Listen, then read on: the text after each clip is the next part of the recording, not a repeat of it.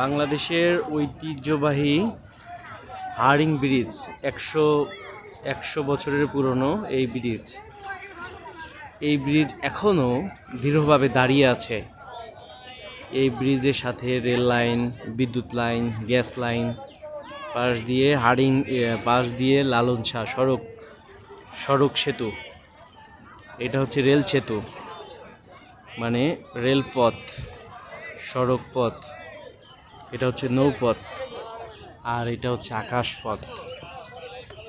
বাংলাদেশের একমাত্র জায়গা যেখানে রেল, সড়ক, আকাশ এবং এই পাশে রূপপুর নিউক্লিয়ার পাওয়ার প্ল্যান্ট, যাকে গোটা পাবনাকে ইউনিক করে তুলেছে।